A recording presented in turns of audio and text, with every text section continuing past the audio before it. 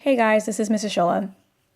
Yesterday we had a chance to look at different types of sonnets, and today I want us to focus specifically on Shakespearean sonnets, specifically sonnets written by William Shakespeare.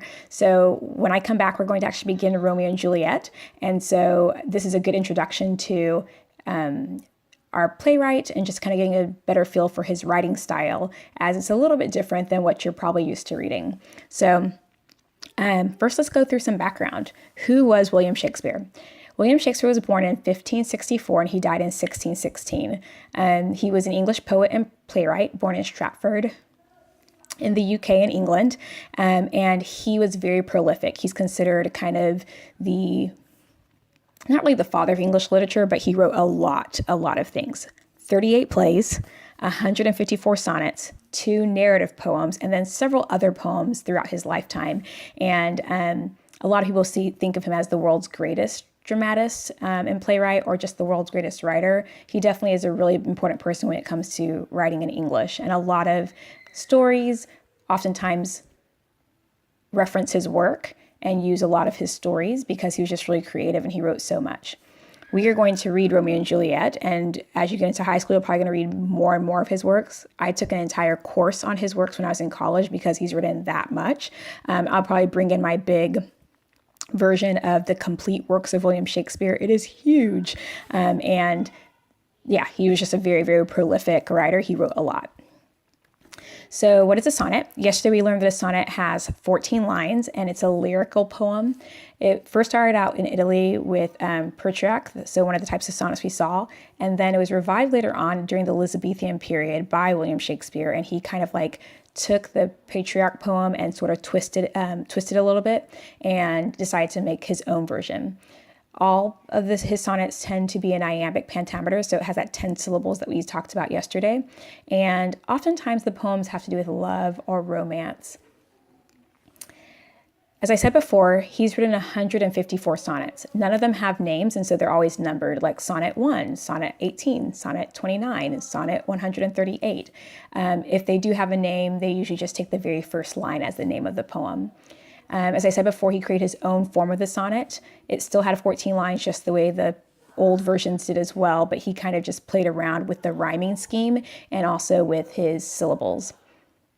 His sonnets are actually considered the last of his public work that was ever done. He was more known as a playwright and writing plays, and many people think that he wrote these sonnets as private things, especially because most of his sonnets either were talking to a young man, so they think some sort of nobleman that he admired, maybe the person who basically paid for him to write for a living, or they really thought that it was written to a young woman, so someone he was in love with. And so his sonnets either are referencing a man that he admires and looks up to, or it's referencing a woman who he potentially loves or is thinking about. A lot of his poems, specifically the sonnets, have a lot of dramatic elements. There's a larger sense of a story that's being told in these 14 lines. They oftentimes touch on very personal themes. You can read them individually, or you can read them as part of a group of poems and kind of see the arc and flow of the storyline. Many of the ideas in his poems have to do with, like I said before, love and lust, hate, beauty, and even just the passing of time. But basically, he just takes the human emotion and really dives into them through these sonnets.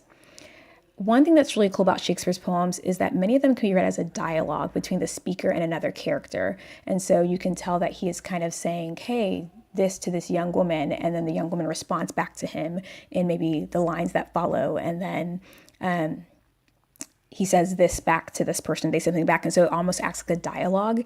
And we're actually going to see this a lot in Romeo and Juliet because Shakespeare actually includes about 3 or 4 sonnets in Romeo and Juliet, and some of them actually are dialogues, and it's a play where Romeo might say 4 lines, Juliet says another 4 lines, Romeo says 4 more lines, and then Juliet ends with 2 lines or something, and it's just really cool to see that dialogue happen in a sonnet form. And so, yeah, it'll be fun to see when we start reading the play. So let's take a look at an example of Shakespeare's most famous sonnet. You might have heard the sonnet before, or at least a variation of it. This is Sonnet 18. Shall I compare thee to a summer's day? Thou art more lovely and more temperate. Rough winds do shake the darling buds of May, and summer's lease hath all too short a date. Sometime too hot the eye of heaven shines, and oft his gold complexion dim. And every fair from fair sometime declines, by chance or nature's changing course untrimmed. But thy eternal summer shall not fade, nor lose possession of that fair thou owest. Nor shall death brag thou wanderest in his shade, when in eternal lines to time thou growest. So long as men can breathe or eyes can see, so long lives this, and this gives life to thee. So here you can see that he's talking to someone. Shall I compare thee to a summer day? Thee is a fancy word for you. And he's saying thou art more lovely and more temperate. So you are more beautiful and more temperate. It's kind of like a temperature. It's like cool and just like breezy. Like just think of the perfect summer day. So he's saying like you are better than that. Rough winds do shake the darling buds of May, and summer's lease hath all too short a date. So summer comes so quickly. Sometimes the day is too hot. Sometimes like it's dim.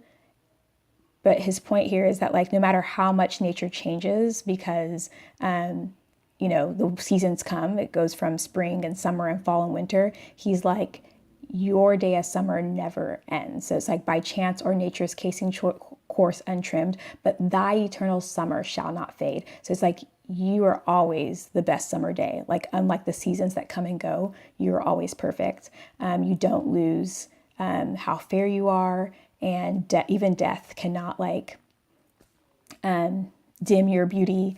And so no matter what, like you're always beautiful basically. And so this might be one that he wrote to the young lady, and he's just kind of like talking about how wonderful he is and how basically like, yeah, as long as men can breathe or eyes can see, like you basically will always be the prettiest thing out there. And so in this poem, we can see that it's actually broken up into 4 parts. The first part is 4 lines that follow our rhyme scheme A, B, A, B. So summer's day, temperate, May, date, those kind of all rhyme together. And that's a quatrain, that's 4 lines. Then there's 4 more lines that do our C, D, C, D. Then we have 4 more lines that do our E, F, E, F. And then finally we have our last 2 lines, which is called a couplet because they're a couple, right? 2 lines, G, G. And so this is our 14 lines. There's our rhyme scheme that makes the Shakespearean sonnet. And we can kind of see the parts of it where we have 3 quatrains. That's 3 lines of 4. And then 2 lines at the bottom are couplet. So now what you're going to do is you are going to read through a few of Shakespeare's sonnets. These sonnets all are going to be some of his most popular ones, and they might range from him talking to the guy, him talking to the girl, but basically I want you to read the sonnets and you're going to answer some questions, thinking about what are the feelings and the emotions that we're seeing here? What is the speaker's mood? What part of life is he talking about? Is it beauty? Is it death? Is it love? And the very last poem you're going to read is actually the prologue to Romeo and Juliet, so the very beginning of Romeo and Juliet, and it was written in a sonnet form, and I hope that you would kind of enjoy getting that introduction and a taste to what we'll be reading about when I return. Thank you guys for being so patient while I've been out for the last few weeks. I'm excited to come back and see you guys, and I hope you've had fun this week playing around with some poetry. Remember, the deadline to have your Shakespeare's Romeo and Juliet is Monday. So on Monday, I'm expecting to see everybody with their Romeo and Juliet. Otherwise, you'll receive a demerit. You've had plenty of time. We got letters back before I left.